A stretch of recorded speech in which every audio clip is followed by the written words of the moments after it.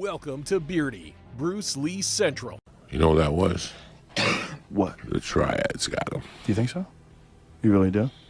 You know those people, they're Sicilian, dog. Listen, you know what? I'm going to kill you and your son. Really? And Really they think did it. that's what it is? 'Cause I'd heard that Bruce Lee died from some sort of an allergic reaction to a drug or... People don't understand. We're a little too young for it, but people don't understand what an impact Bruce Lee had when he was doing the Green Hornet. When people saw him do martial arts moves the way he did on screen, like people wanted to, I mean, you have to think about how many people would watch a TV show back then. Like if you had a TV show, there's only like 3 different things to watch, right? Like if you had a TV show, you had the entire country watching one of 3 things.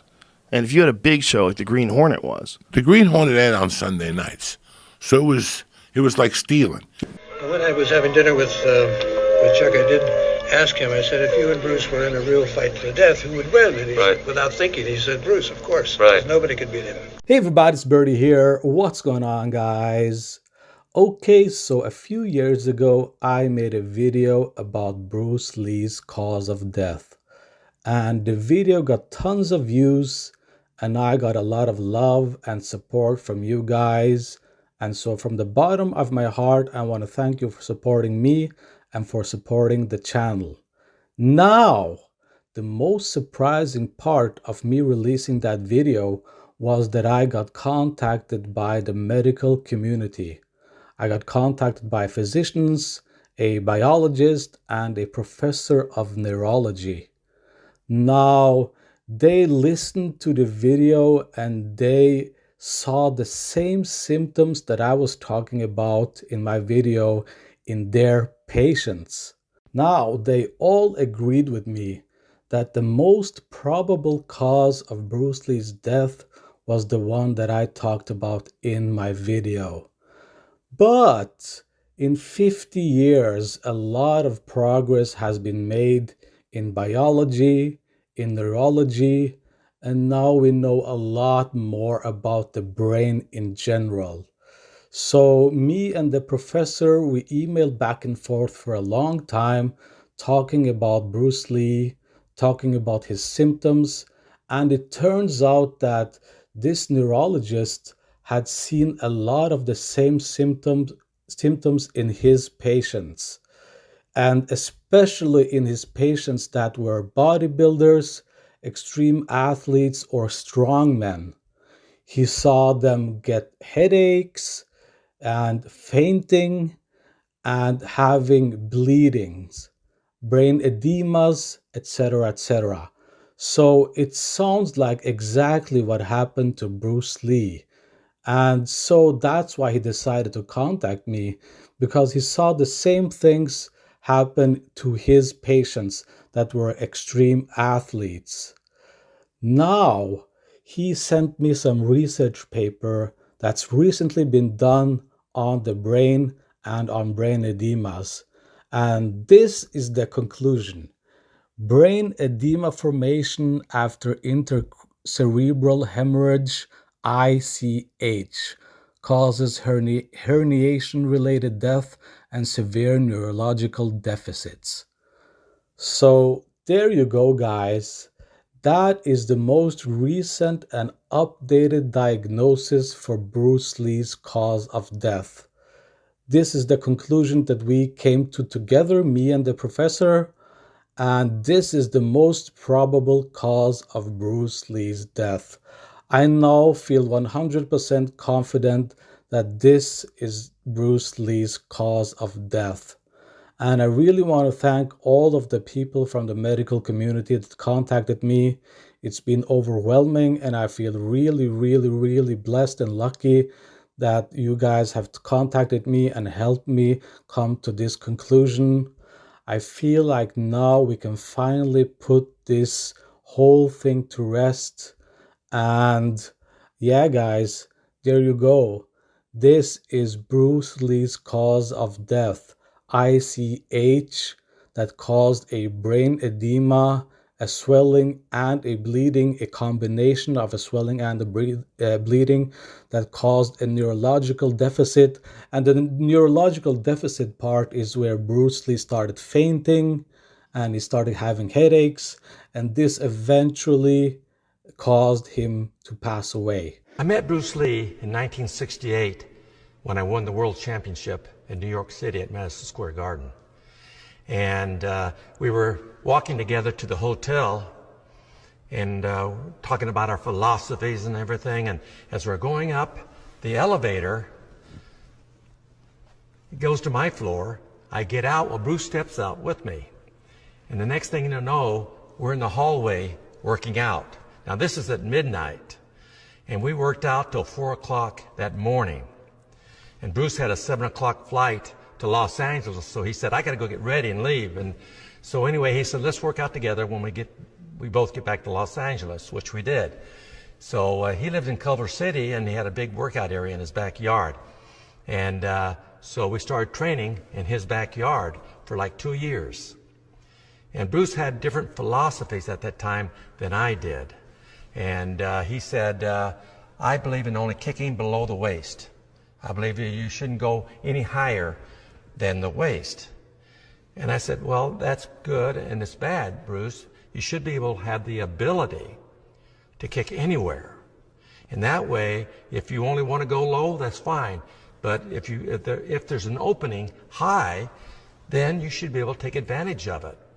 And that's what we did. I started showing Bruce different high kicks, spinning heel kicks, and jumping, spinning round kicks and stuff like this here. And I said, look, Bruce, that's great. Kick somebody in the groin. But why not kick him up in the face too? Why not? Why not do the same thing? And so anyway, he started showing me the sticky hands, which are close-in type fighting, which was really great to learn. And then I started showing him all the various high kicks, and he really fell in love with them. And he became so good after about 6 months, he could do them just about as well as I could. And then, like I say, Bruce left for Hong Kong soon after to pursue his movie career. And I didn't hear from him for like 2 years. Then out of the blue, he calls me. He says, Chuck, I've done 2 movies, and they're really successful in Hong Kong. He said, I want to do a movie now with a fight scene that everyone will remember. And I want to do the fight scene in the Colosseum in Rome, and I want you to be my opponent. And kiddingly, I said, well, Bruce, who wins this fight? And he says, I win. I'm the star of this movie. And at that time, I held the world title. And I said, oh, I see. You want to beat the world champion, huh? He says, no. He said, I want to kill the world champion. So anyway, I thought, well, it'd break up the monotony from teaching all the time. So I went to Rome and did the movie with him. And he said, look, I'm not going to make you out to be a bad guy. He said, I will kill you, but when I lay you down, I'm going to put your uniform, karate uniform on you, and put your belt across. So that way it looks like 2 gladiators combating each other. Bruce came to New York when I fought for the world title at Madison Square Garden in 1968. And we decided to start working out together in Los Angeles, which we did for over 2 years. And then he left for Hong Kong to pursue his movie career. And I didn't hear from him for like 2 years. And then out of the blue, he calls me. He says, Chuck, I've done 2 movies in Hong Kong, and they're very successful. I want to do a movie now with a fight scene that everyone will remember. And I want to do it in the Colosseum in Rome, like 2 gladiators fighting. And I want you to be my opponent. So kiddingly, I asked Bruce, well, who wins, Bruce? He says, I win. I'm the star of this movie, so, which I knew he was going to say. And I said, yeah, I see. You want to beat the world champion, because I held the world title at the time. He says, no, I want to kill the world champion.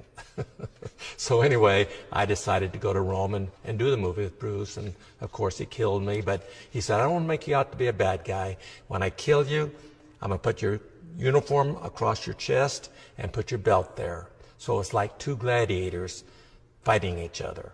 One of the great movies that people still remember is your movie with Bruce Lee, Return of the Dragon. It had that amazing fight scene. Yeah, right. Still a classic today. Still a classic. Just tell us what, just off the top of your head, comes to mind when we talk about that fight scene with you and Bruce Lee. Well, the whole thing is Bruce was a tremendous martial artist, and when we did the fight in the Coliseum in Rome, he just said, well, what do you want to do? I said, well, I'll do these techniques, you know. And he said, okay, I'll do those. So it's kind of it was kind of an ad-lib type of a fight. But I think what made the fight so spectacular wasn't so much just all the karate that we do most of the time in pictures, but it was the interrelationship. I was fighting for the world title, and that's when Bruce was doing the Green Hornet series, and he came back there as a celebrity guest. And after I won the title, the promoter introduced me to Bruce, and so we started talking about our philosophies and the martial arts and so forth. And anyway, we were both staying at the same hotel, the Americana in New York, and we started walking over to the hotel. As we got going up the elevator, I remember Bruce was staying on the 7th floor and I was on the 9th. As we got to his floor, we were really getting pretty involved into our conversation. So instead of me going up, I stepped out in the hallway with him, and this like 11:30 at night, and we started working out in the hallway. And next time I looked at my watch, it was 7 o'clock the next morning. And it was amazing because the guy he had so much knowledge and, as you know on the screen, ability, that it seemed like an hour had gone by as far as us working out and exchanging ideas. So he said, well, when we get back to Los Angeles, why don't we start working out together, which we did when I got back. We started training together, and then the series was canceled, and he went to Hong Kong to pursue a movie career. When he went to Hong Kong, his first movie, the biggest grossing movie in Asia, before Bruce went over there, was The Sound of Music. It had grossed $2.4 million, which again was the biggest movie ever grossed in the Orient. Bruce did the first movie called The Big Boss, which over here was The Fist of Fury, and that one grossed $3.2 million, which is $800,000 more than The Sound of Music. Then he did The Fist of Fury, which over here was called The Chinese Connection, and that one grossed $4.3 million. And then he called me up and he said he'd like to do a movie with a real good fight scene in the movie.